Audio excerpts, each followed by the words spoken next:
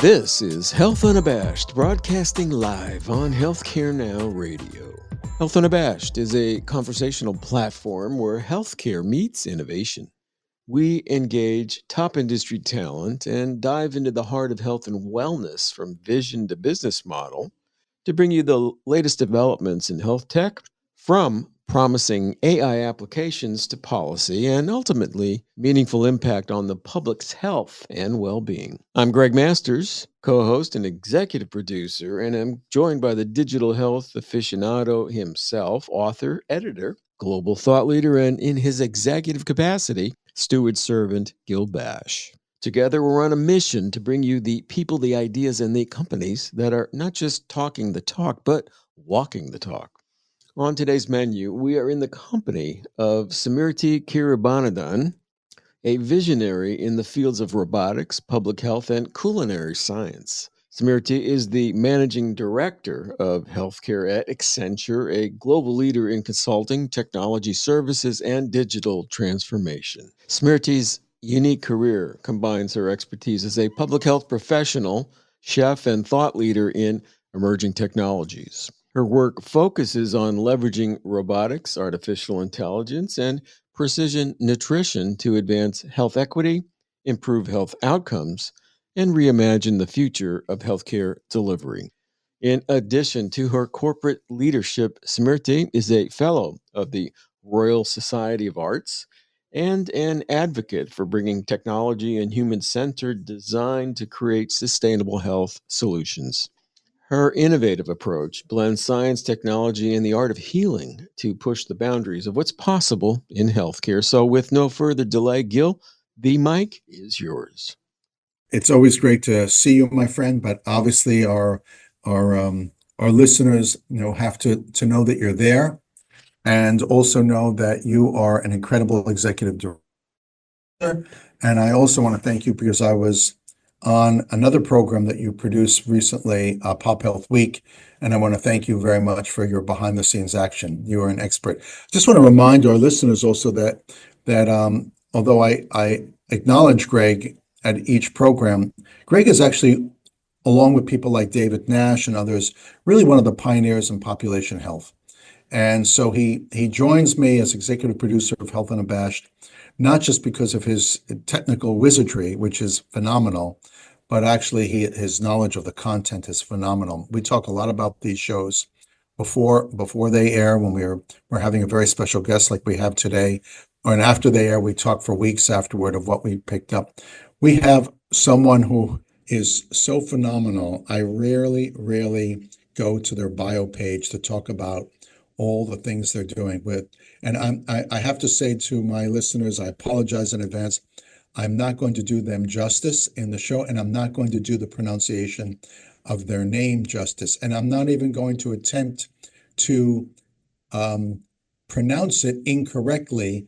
Smriti, I'm going to ask you to pronounce your name, and then I'm going to do a bit of an introduction. So my name is Smriti Kirubanandan, and thank you, Gregg and Gil, for having me here. Thank you. And Smriti is a managing partner at Accenture, the world-renowned, of course, consulting firm. She is really one of the leaders in their healthcare unit, which obviously is a global unit. Obviously, everybody knows about Accenture. It's really one of the top firms in its space in the world. She has an incredibly, I think, expansive role. And I'm going to share with you a little bit about the background here, because I could speak about her global public health expertise. I could speak about her health equity expertise. I could speak about her expertise about food as health and nutrition.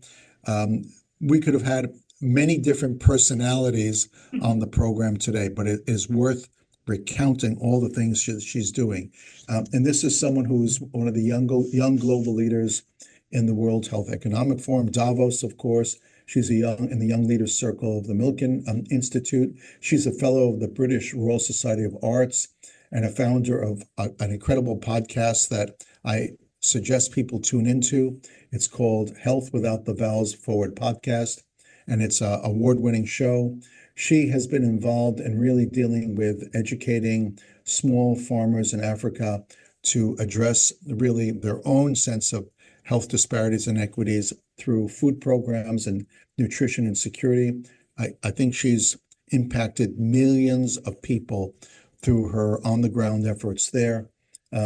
She is a person who is really involved with NGOs, some of the world's largest NGOs, feeding millions of kids each day. She's featured in the Washington Post and Forbes and Fortune. There's very little territory in media and broadcast she hasn't covered. And I think it's very important we have you on today. And I think it's particularly because you're a person of great purpose. So, you have countless degrees and recognition for your achievements. Obviously, you've got a tremendous amount of roadway ahead of you to make an impact in the world. But I've got to go back. Obviously, you're very, very accomplished and, you have all the credentials. So many people today sort of see their brilliance as a way of kind of going right into the tech industry. And I know, by the way, I believe you're an expert in robotics, if I'm not mistaken. So Slightly, yeah, not much. you're a chef. Yeah. You're an expert in robotics.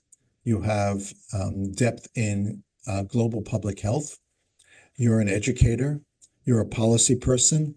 I'm not really sure what you're not doing.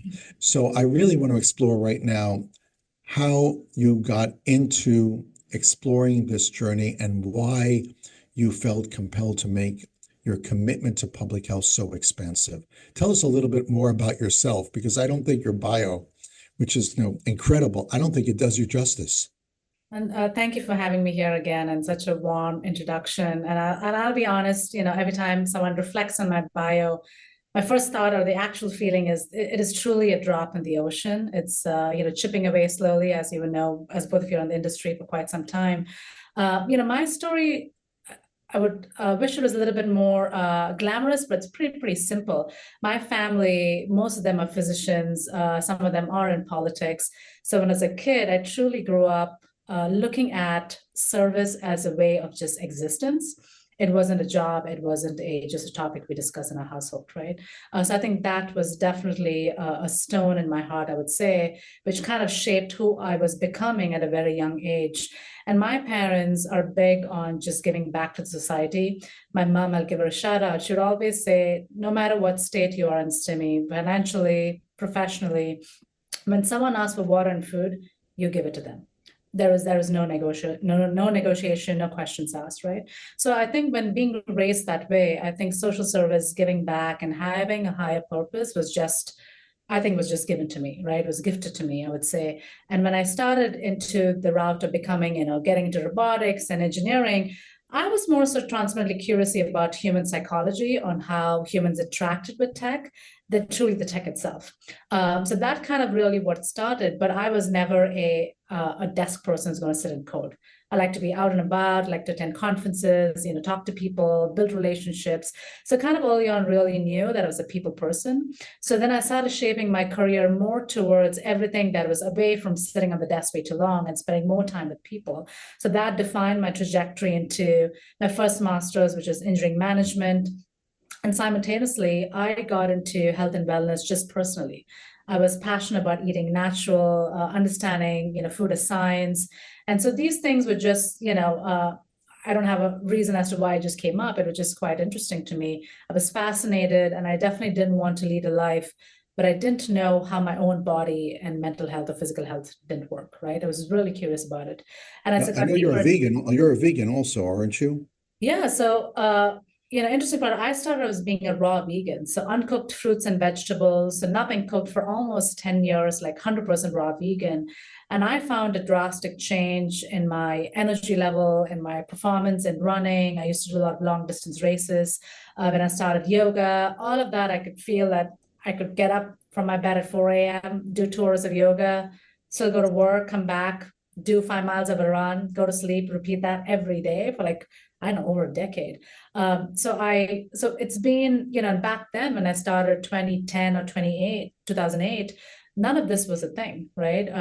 It was kind of just buzzing or brewing in the industry. But now when we look around, it's like plant-based meat. We're getting more awareness about cancer being created, the environmental pollution about it, the public health nuances around it.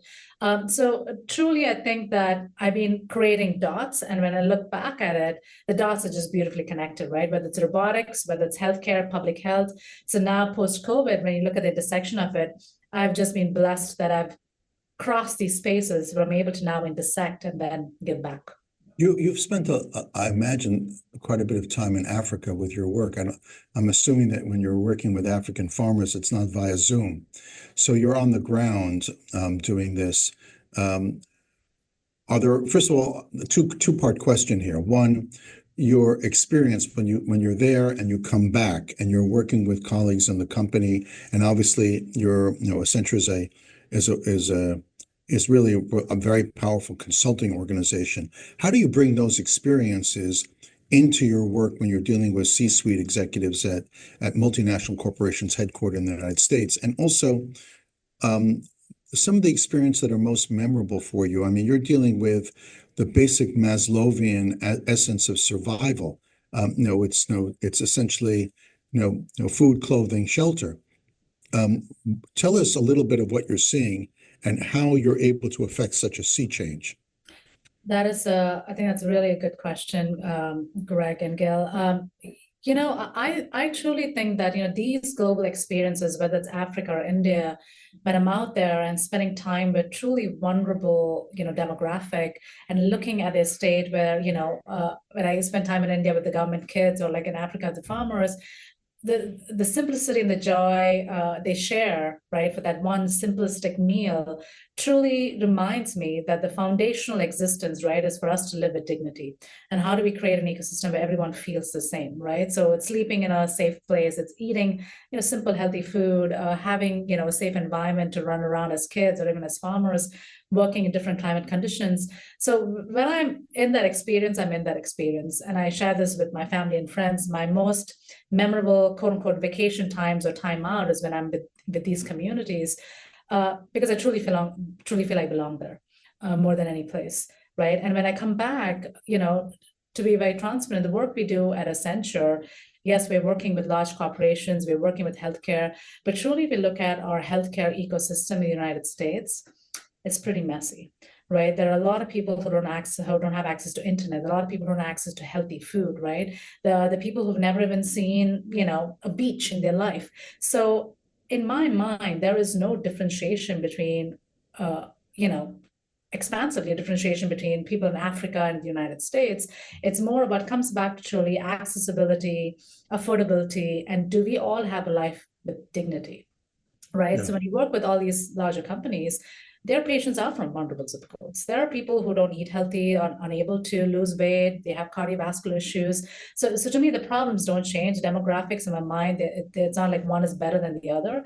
It's truly how do we really approach these large organizations to think about creating programs, changing policies, creating technology that is more equitable, right? So I think that's what I bring to the table. And these global experiences makes me humble, makes me always go back to bed realizing that there's a greater purpose, and it doesn't matter which desk I'm working from. I appreciate this very much. As Gregg knows, I go in and out of Ukraine, examining public health challenges, sewage, energy, heating. You see, people left in a village, elders who are collecting wood because there is no fuel for heating their homes in the dead of winter. It's a cold winter in Ukraine. And I write about these things, I report on them, because I think, to your point, for some reason, we don't imagine the struggle of people and what they're up against. I very much appreciate what you just said in terms of people not seeing, whether it's a beach. In my case, having been a past chair of the American Heart Association, I used to talk about food deserts quite a bit. Even in New York City, we have situations where there are young people who've never seen a pepper, and living in the city, don't know what it is, and then the concept of, to your point, healthy fruits and vegetables. their household economics doesn't allow them to purchase healthy fruits and vegetables. I mean, fast food is not only filling and tasty, but it's not nutritious, but it's available and it's inexpensive and it's plentiful. So I think that you are onto something very big. You also have quite a bit of a policy background. I mean, obviously, your work with Davos, the World Economic Forum, the Milken Institute, all of this, you're rubbing shoulders with people who can make a difference in the world. I would love to hear, without divulging any specific stories or any individuals, putting any individuals on the spot, I'd love to hear when you're chatting with people, what's the reaction to your, I'll call it, social impact adventures? What's their takeaway when you explain to them what you're doing? Just dropping in, you're right on time for Health Unabashed on Healthcare Now Radio. Today we're chatting with Smriti Kirubanandan, MS, MPH, a visionary leader in robotics, public health, and culinary science, and managing director of healthcare at Accenture. Stay tuned for the rest of the story. Another great question, right? So in my experience, the reality is like everyone is seeing what we are seeing, right? There is a food insecurity problem. There's a nutrition insecurity problem. There is a climate change.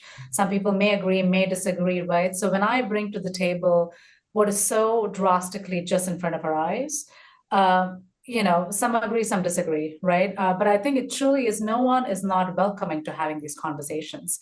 And I believe in a healthy debate, which is like truly understanding where did we start from, right? Like a policy, for example, the food insecurity, our subsidies in the farm started when the Great Depression time, right? So corn, wheat, and soy were more subsidized, farmers had more money, but we are way ahead of that situation right now. But we still are not changing the policies to make fruits and vegetables more accessible and affordable, right? So these conversations, there are facts, and then there are hopes, and there is expansive dreams. So there are a lot of people who are trying to move the needle and make these changes across the board, but it truly is very, very difficult. And also I'm realizing that it doesn't matter how powerful the person is, because at the end of the day, it's a lot of stakeholders at the table and a big ecosystem that needs to come to a buy-in and an agreement strategy. It really doesn't matter if it's one person from an excellent company or one big political leader who wants to change things, right? So I think that's truly where it is. But at least within the United States, I'm seeing that a lot of people have won a little bit ahead of the awareness stage, right? They're not just saying, hey, food is a problem. Now we're seeing food as a medicine programs across many providers and payers and across different policies. We're looking at climate change pledges that's happening, even in the hospital systems and transportation across. So I am seeing that everyone is trying to do their best. Of course, if you ask me, is everything where it should be? No, but change is happening at a slow rate, but as long as it's happening, I think it's good. Obviously you're very sensitive to the policy ecosystem. And, I often wonder from an economic standpoint, we have incredible multinational companies that are headquartered here in the United States, are very prosperous, doing well, thank goodness. And when I'm traveling the world, you're going through Africa, perhaps you're going through Southeast Asia, South America, you're taking it all, rural America, you're taking it all in. I often look at the fact that this great nation is a nation of innovation and to some extent services and manufacturing. We even if we import our own manufacturing, so to speak, and we sell stuff, that's how we make money. We have a huge consumer business. It's our economy. From a multinational standpoint, I often wonder, are corporations contemplating how do we raise the level of health and economic sustainability of Africa and Southeast Asia, South America, and so forth, so that they can become sort of those desired customers of our produce. So if Africa maintains a status quo of poverty, for instance, or if we continue to draw from the best of African minds and bring them to the United States, let's say a medically trained doctor from Ghana, and we say, this person's brilliant, let's bring them to our company here in the US, and unintentionally create a brain drain. I'm just curious, in your travels, you're you've done so much, you have so much clout and voice. Are there conversations around how do we raise the economic well-being of the emerging world so that the developed world actually can prosper in the future? That's a very interesting question, right? Because we really look at history, if I pick up India, most of the Indian kids, they do some education there, and then they come to the West Side to really go higher up in the education, to get a high paid job, and to just, basically just live here for whatever reason. It could be economic reasons, better lifestyle, etc., right? But I think in developing countries, investing in education, investing in their own growth, like if I have to pick up, for example, the jeans we wear, that's from India. Now, the question I've always asked myself is why is this jeans traveling all the way to the West for Indians to make money, right? That is obviously a dollar and Indian rupee difference. But beyond that, what is the real reason why we can't really go inward and start making a country so strong and just make it strong by itself? I think there are very foundational challenges. For example, India is what, 1.4 billion in population. We have massive infrastructure challenges. There's infrastructure, there is education challenges, there is safety challenges. So it's almost like until the foundation is strong enough, in my opinion, it is very tough to build a strong home, right? So from the United States point of view, and this is where, when there's a nation that is so strong and things are set up, then the conversation is how do we make other countries as strong and equal and not use them as just as a draining source, right? But there's also narrative on that, right? Even if we are using India or Africa for whatever import, export, or whatever that could be, we are supporting the economy. So it's kind of, it's kind of like we got to pick which side of the coin we want to play at, right? I love what you've just said, because let's say India with 1.4 billion people has 400 million people who are middle class. And I look at how many companies in this nation, based in the United States, are actually now led by people who came to the United States, born in India, started their fundamental education in India, and then came and continued here in the United States. Small companies like Microsoft or Novartis and so forth are led by people who were raised and schooled in India and are now driving our economy and our well-being forward. I'm glad you mentioned India, because I think India is one of those nations in the world where I often say to American CEOs, keep your eye on India. In the next decade, its regulations will shift. It will become much more favorable as being a key partner to the U.S. economy. It is fascinated by the U.S. culture, and it has more middle-class people in India than we have as a total population in this country. So you've touched on really key points. Healthcare. Obviously, you studied robotics and engineering, and then your life has led you, for many different reasons, to work in health. What was the tie between the engineering and the health? So, I technically wanted to become a doctor, and I realized it's going to take decades You to still get there. might. I get that. Based on the And I amount of still do at degrees you some have. point. Yeah, we never know if I'm going to go back to school. But truly, it was, just very logical in my mindset, right? I can switch between extremely logical and being really creative. So I was curious more about the psychology of how humans create these robots. What is the human-computer interaction? What drives that? But eventually, I was like, I'm not going to be a physician working in the front row, but I want to be in the healthcare system making a change, because it is one of those systems that's never going to go away. We need healthcare. It needs a lot of fixations, but but we need people in the system making the change, not outside it, right? So I think that's truly it. But I think, even globally, if you think India, Africa, Europe, it truly doesn't matter. Like healthcare is just the one thing which we all are going to need as much as we need food and air. So that's just just this is a strong passion. And then we are only strong as a weakest link. So when I look at vulnerable zip codes and I work across policy to make food more accessible and make it more food secure, nutrition secure, it truly is a work of privilege, because I can go to bed feeling like I've changed lives. Because what more do we need, right? I think that's so incredibly, incredibly true. You've done so much in such a sort of, in a way, short period of time. You have so much runway ahead of you. It's incredible for me to just begin to comprehend all of your achievements to date. I mean, I hope you sort of feel like at some time like, wow, I've done a lot so far. And I'm surprised that the book isn't out yet. I'm waiting to see go by in my airport bookstores and my travels to see the book, with your achievements and your sort of policy plans for the world's health improvement. But what is next for you? What's next? What can we look forward to hearing about? Well, thank you again. I'll repeat this. I don't think I've had a moment where I've sat back and thought about what's happened. I think always forward, right? Which is a blessing and a curse. But I truly think, like even working with Accenture and having this expansive islands on what's truly happening across the different landscapes, not just within healthcare, but it's retail, transportation, but just able to have that seat, to have the 360 global view, I think is a true blessing. I think I'm still very much young, still trying to grow and learn as much as I can.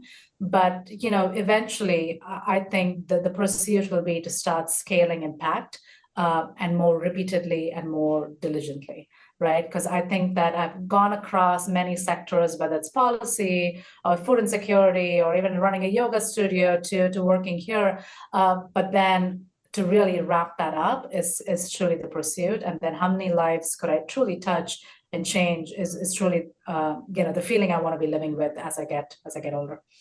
Now, I don't know what you're eating right now in terms of your sort of uncooked or raw fruits and vegetables, but whatever it is, I hope that you're feeding to all of your colleagues. You really define personally social impact in an incredible way. You've achieved a lot, but I think, and I urge everyone to go visit our guests' social media handles, LinkedIn, website, and so forth, because such an incredible background, so many accomplishments, but what rings true loud and clear is a commitment to improve people's lives. And I know that you've already impacted millions of lives to date in many different ways. I'd love to have you back in a year just to check in and see how many millions or billions you've impacted through your endeavor. I think you're tireless. I think you understand what's at stake. I think you understand that we're organic, we're visitors here on this planet, and that we have a responsibility to make a difference, and that is the mark we leave and is remembered. Thank you so much for joining us today in conversation. Thank you so much, Gil. Very, very grateful. Thank you again. And that, dear listeners, is the last note for today's melody. A huge thank you to our worldwide audience for tuning in, and a tip of the hat to our special guests, Smriti Kirubanandan, a trailblazer in robotics, public health, culinary science, and the managing director of healthcare at Accenture. Smriti is redefining the intersection of technology, nutrition, and public health for a better, healthier future. Do follow her work through her professional platforms and stay inspired by her contribution to healthcare innovation.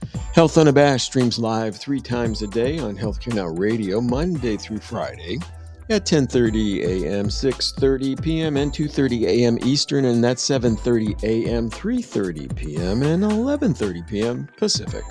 Stay social with Gil and me on Twitter by @Gil_Bashe, and that is BASHE, and Gregg Masters MPH, and that's Gregg with 2 G's. And don't forget to give your tweets some zing with our hashtag Health Unabashed. Until we meet again, pursue your passion for better health and with no apologies.